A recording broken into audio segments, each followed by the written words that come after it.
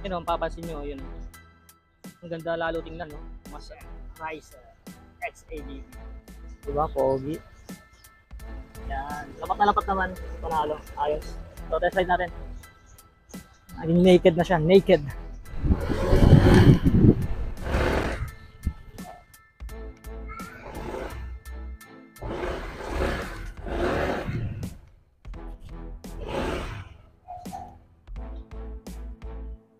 So, mas madali siyang i-maneuver ngayon. Yung sa likuan, mas madali siyang iliko ngayon. Sa gawa nga nung mataas na yung riser niya. So, mas okay na okay to. Tsaka tinan mo, lumapit siya ngayon sa akin. Dati kasi medyo nakaganyan eh. Oh. So, mga 2 to 3 inches din yung nilapit. You know? So, mas madali siya iliko ngayon.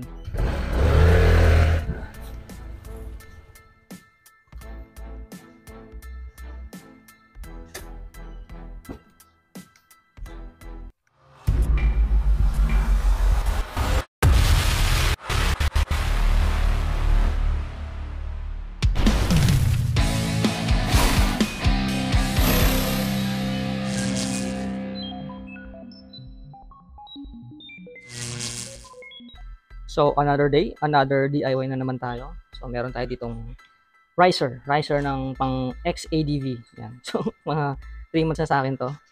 Ngayon ko lang kakabit. So, based sa feedback ng mga nag-riser ng XADV, okay naman. Mga around 5'4", 5'5", or 5'6" na height. So, okay yung feedback nito. So, tingnan natin kung okay din sa atin. So, yan. Height, mga 5'5", 5'4 and a half, 5'5", like that. So, check natin. So, kabit natin, tsaka natin review kung okay ba siya. Okay, review natin sa long ride. Siyempre, marilaki natin yan. So, kabit muna natin. So, ito nga dumating sa akin. May bolt na. Yan. So, kabit muna natin. So, una natin tanggalin ito, yung cover nito. Yan, cover niya. Tanggalin natin yung cover na to. So, natanggal ko na yung isa. So, actually, tanggal na rin lahat eh. Yan. So, paano tanggalin? Ito lang. Dukitin nyo lang ng ganito. Yan. Yan. O yung pinakamaliit ng ganito. Yan. Pinakamaliit yan. Tapos, tuwalya na manipis. Tapos, tsaka nyo lang tuklapin. Yan. Tuklapin nyo sa gilid. Dandahan lang kasi baka magasgas eh. Yan. Tuklapin nyo lang. Gamitan nyo lang nito. Tapos, sa gilid. Yan. Tuklapin nyo lang. Ganyan. Saka ano, manipis lang naman to. May mga nabibili naman ng mas magandang cover siguro na ito. Ayan, kung magasgas, palitan nyo na lang. Ayan. Madali lang naman tanggalin. Ayan. So, syempre, bago natin buksan to, lagyan muna natin ng marker. Kasi, para ma-ibalik natin ng tama mamaya. So, gagamit tayo ng ayan. Yan, whiteboard marker. Ayan. Check natin. Whiteboard marker, yan. Yan, nabubura naman yan agad. So, i-mark lang natin dito. Yan. Para mamaya, pagbalik natin, masentro natin.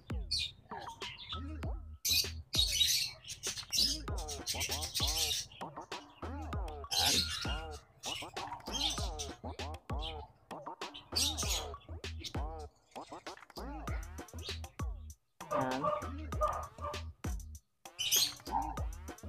Yan.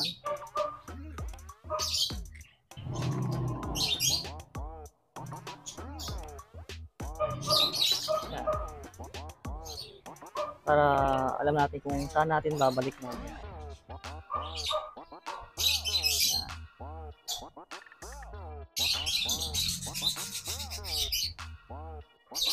Alright.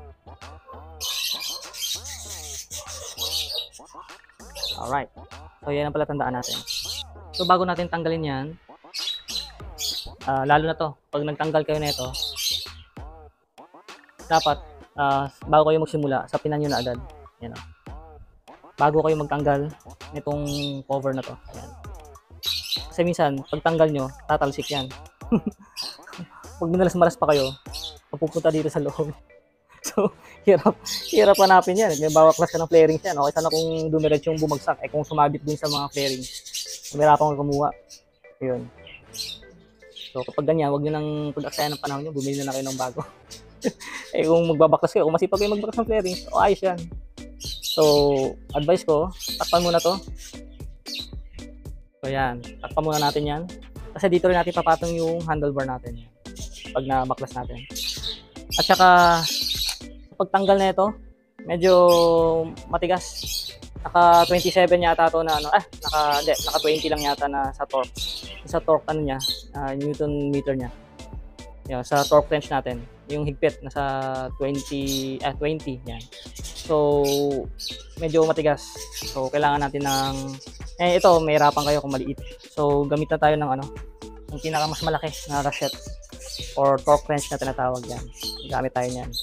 Pang heavy duty para hindi tayo mahirapan sa pagtanggal nito. Yan. So tara, simulan na natin. Tanggalin muna natin 'to. 4. So gamit tayo nito, yung magkakasya diyan. Yan. Alright.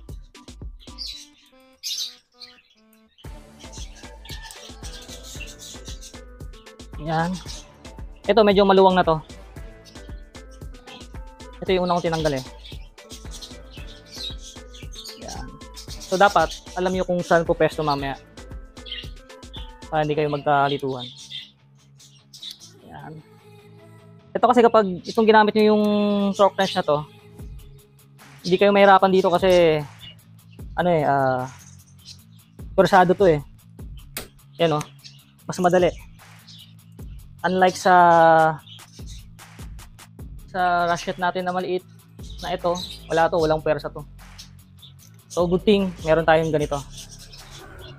Yan. So sa pagbalik mamaya, hand tight lang natin na mahigpit kasi merong ano to eh, certain torque value na tinatawag nila. So mga nasa 20 to torque. Yan, 20 yung torque niya. So meron naman tayo dito kung ilang torque yung magagawa natin. Yan. So yan. Tapos yan, last na.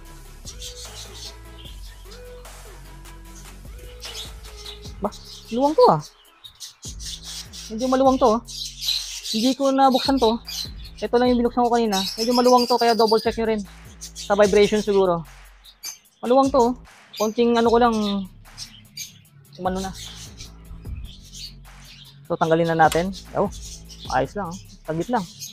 So ito na siya. Yan. So baka mabura nyo yung marker ah. Ingat lang, baka mabura nyo. Hinihirapan ko yung ikabit niya kapag nabura nyo. So konting ano lang. Konting yan oh. Hindi naman ganun ka ano.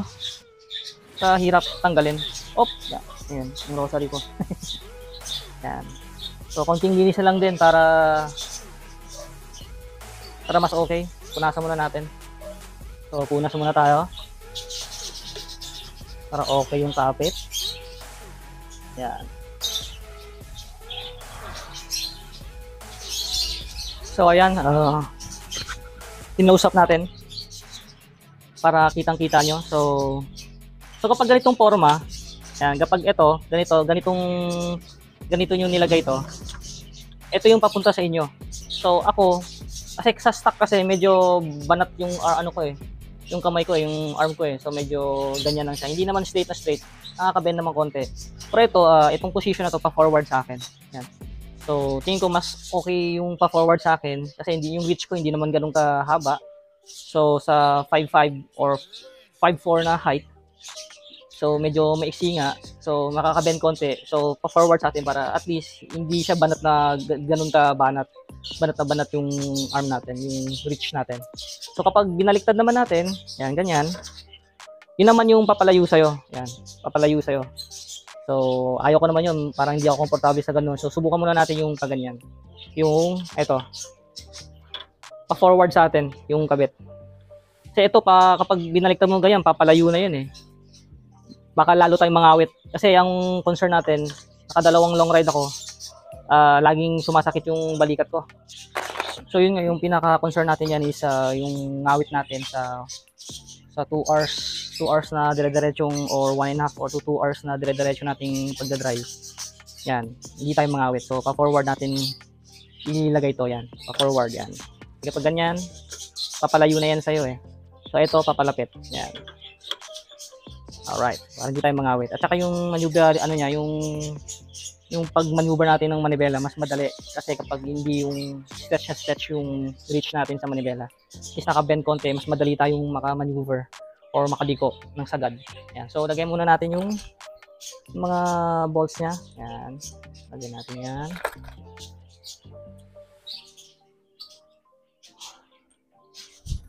Yan. So, hand tight muna natin.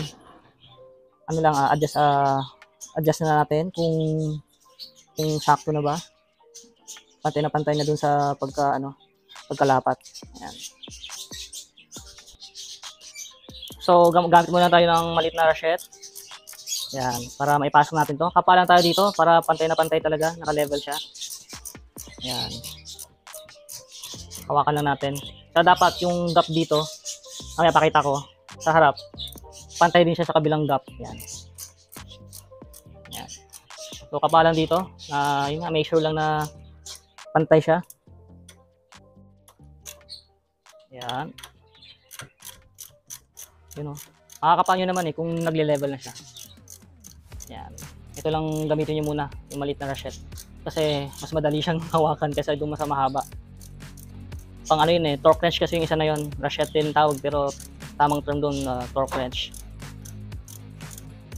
Doon natin malalaman kung ilang newton meter yung yung lakas. Kasi ito, sa part na to, nasa 27. Yan, hand-tight lang natin. 27 yung parang pinaka-torque value niya. Yan. 27. Tapos yung sa taas, nasa 20. Yan. Baka kasi mabasag. Yan. Yan. Kapalan dito, para pantay. Yan. Yan. Wag muna natin ihigpitan. Ano lang muna, check muna, double check natin kung tama na yung alignment. Naka-level na. Yan. No, ayos naman, pantay naman, nakapako naman pantay naman. Tagal pala, haba pala nito. Yung mababa kasi yung nito, yung pinaka-bolt niya. So, pwede nyo naman palitan. Kung hindi kayo sure sa bolt na to, palitan nyo ng stainless. Pero stainless naman to So, syempre, pero mas okay pa rin kung alam nyo talagang stainless na binili nyo. So, ito kasi mga online to Pero tingin ko okay naman. Yan, tamang hand tight lang muna. Yan. Yan. Yun. Tsaka natin gamitan ng torque wrench. Yan. Alright. So, gamitan na natin siya ng torque wrench. Yan, ito. So, ito is, nakita nyo naman yun. May nakalagay 70, 15, 14, 15, 16, 17, 18 yan. So, set muna natin sa kahit ano lang muna. Ito lang, push nyo lang to. Tapos ikutin nyo lang. Set muna natin sa 17. Kasi nasa 20 yung niyan Yan. Yung torque value niya. So, sa 17 muna tayo. Yan. Okay, 18 yan. Sa 18 muna tayo, ha? Yan, 18. Kita nyo naman 18. So, kapag na-reach niya yung certain torque value ng nut natin, may marinig tayong click sound yan. Yan.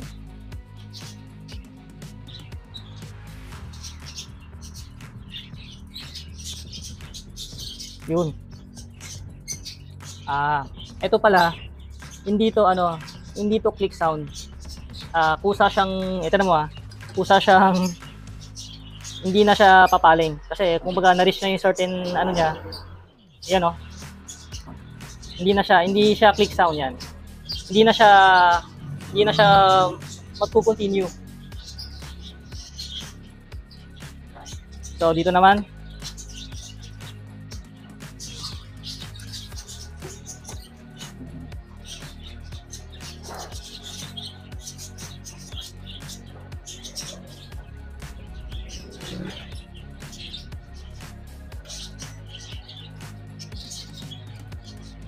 yun.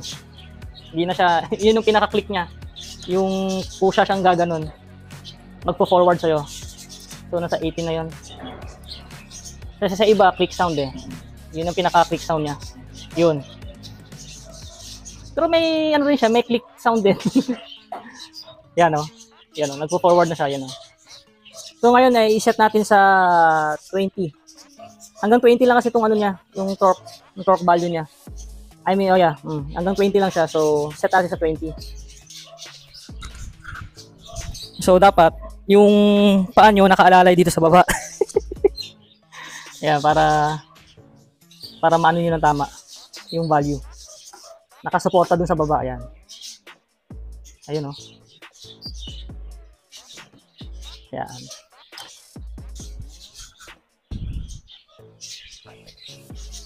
So gamitin natin itong isa. Ayan, kung mas okay kung may click sound. Ito yung isa kasi. So gamitin natin yung isa ito. Kung okay siya. Kung may click sound. Nakaset na rin to sa ano sa 20 Newton meter. Ayan. Yung torque value niya. So check natin kung may click sound. Alalay sa baba.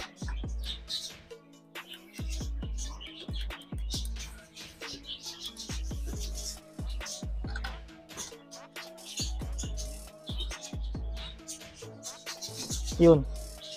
Sagad na talaga. Yun. Same lang. Yun talaga yung pinaka-click niya. Yung hindi na siya mag-forward. Yan o. Bang. So, okay na. Yan. Okay na siya. Yan, nakita naman. Lapat na lapat. Talagang mabahaba lang. Ito, sakto lang naman. Hindi naman tatama yan. Okay na yan. Sakto lang yan. Dito sa harap. Yan. Ayan. Ayos siya. Maganda yung pagka-tornilyo natin. Maganda yung pagka-tornilyo. Yung space dyan, dito. Yung space dito. Sakto-sakto lang. So, na-align naman natin siya ng maayos. Alright. So, kapitan na natin itong handlebar. So, yun o. Nakita nyo naman may parang thread siya. Yan. So, dyan natin yan. Dapat yung thread na yan, swak dito. Yan, dito. Yan o. Parang may dinaanan ng sasakyan. Na gulong, parang gulong. Yan. Lagyan natin, sakto yan dito. Yan yung magsisindo yung yung grip niya. So, yan, tara. Lagyan muna natin ha. So, baba na natin to. Lagay na natin. Bigat din pala, no? Yun. Yun lang. Medyo mababatak yung mga wirings. Yan, konting batak lang. Yan. So at least nalagay na natin, i-adjust na lang natin yung wirings. So bale dito. Yan. Yung sa ito yung pinaka-clip niya, metal clip niya, ito. So ano lang natin, ayusin lang natin. So itong bakal na to, yan, saka dun sa kabila, i-push na natin pababa. Na-push ko na yung konti eh. So push pa natin. So alalay lang ng basahan para hindi magasgas. So kung makikita nyo, ang laki ng binaba niya. Pinush ko talaga siya pababa, yan. So at least yung kasi yung kapag hindi yung kasi binaba yan, talagang banat na banat. Yan ang parang umaharang dun sa mga kable natin. Hanggang dito kasi yun eh. Kaya hindi siya makabuelo yung kable natin. Kaya parang sobrang banat na banat, higpit na higpit. So binaba lang natin yun. Yan. Malalim yung binaba ko. Hindi naman ganun kahirap i-bend. So at least yun na nyo medyo hindi pa natin nalalak yan Hindi pa natin nalalak. So okay naman yung yung ikot. Hindi na siya banat na banat. Yan. Yan. So okay naman. So check natin mamaya kung may adjustment pa tayong gagawin. So lagyan na natin yung cover. Ayun, may marking tayo dyan. So lagyan muna natin yung cover niyan para matapos na tayo. So as you can see, i-align lang natin. Yan. Dun sa dati yan. So katulad yan, halos sentro naman sentro naman dun sa butas, pati yung dito, sentro din naman sa butas. So pinaka-alignment nyo yung ito, sentro naman sa butas yung guhit sa gitna. So yung pinaka dyan, pinabit nyo yung pinaka-alignment yan. So ayos, na-align na natin. maigi. So lagyan na natin yung bolt nila, yung bolt. Alright. So higpitan lang natin. Gamit lang tayo ng ratchet. So higpit tayo ng pa-X para pantay yung pagka ano niya, pagka higpit. Tapos ano lang muna, parang hand tight lang muna. Saka natin gamitan ng torque wrench. Kasi alam ko ano to nasa 27 yung torque na gagamitin natin. Nasa hanggang 20 lang naman yung ano natin. Yung isa torque wrench natin. Yan. So saka ano, hindi naman na kasi stock to yung sa baba. So baka di tayo sure. Tamang higpit na lang tayo, baka mabasag pa. Mas malaking problema kapag nabasag. Yan, pa-X tayo para maganda yung pagkakapit ng bolt natin. Yung pag-tighten natin. Yan.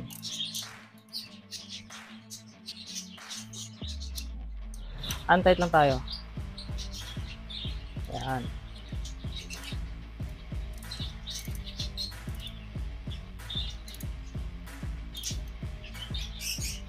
Alright.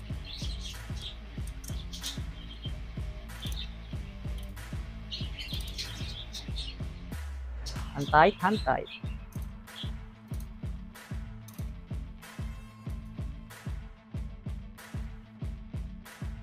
Nakakatakot. So na-hand tight na natin. So gamit tayo ng torque wrench nasa 20 yan, Newton meter. Yung torque value niya. So 20 gamitin natin diyan. So nasa ano kasi niyan, 27 talaga dapat yan. Na dapat ilagay natin. Eh nga lang syempre hindi naman na stock yung XADV na ano, na riser natin. So 20 lang or hand tight lang, konting higpit lang, okay na yun. Kasi naman mabasag, malaking problema pa. So 20 lang.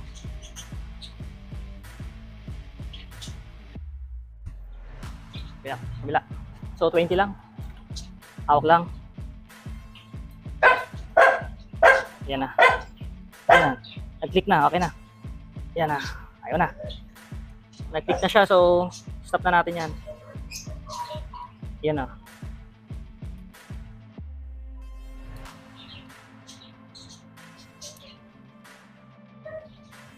Tama na yan. Tamang hand tight lang.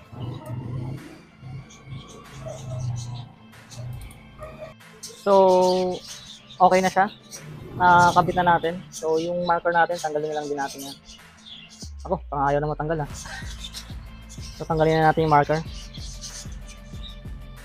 Natuyo yung marker. Kaya kailangan ano, basahin nyo na lang. Natuyo eh. So, dali naman natatanggal. Ayan. Ayan. Tanggalin nyo lang ng alcohol. Basahin nyo lang ng alcohol. Tanggal na yan. Alright. Basahin nyo lang ng alcohol. Tatanggal na yan. Ayos na. Tanggal na. So, try na natin maghanap ng cover na ito. Pula na lang din siguro para babagay. Or kung may stainless na ganito. O, yun na lang lagyan natin. Or pula. Maganda siguro pula yung cover. Para stainless na pula para mas okay. Stainless na pula. Meron ba nun? O kaya pula na lang lagay natin na cover para mas maganda tingnan. Alright. And okay na.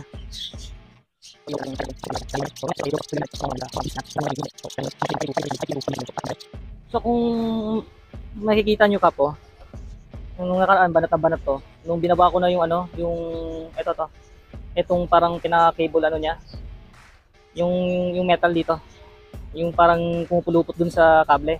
Nung binaba ko yan, left and right, mas umaba siya oh. Mas umaba siya ngayon. Dati na mo yung ano niya, yung, hindi naman siya banat na banat. Wala nga eh. Kahit isagad mo, wala oh. Wala siya, hindi siya banat.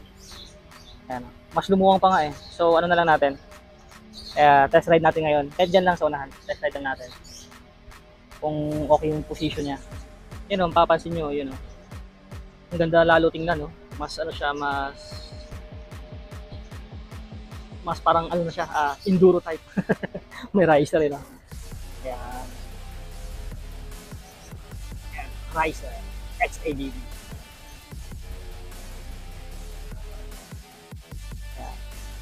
Yan. Maganda siya tingnan. Diba? Pogi. pogi naka-riser. Hindi na ako mangangawit nito. Yan, lapat na lapat naman, panalo, ayos. So test ride natin. Naging naked na siya, naked scooter.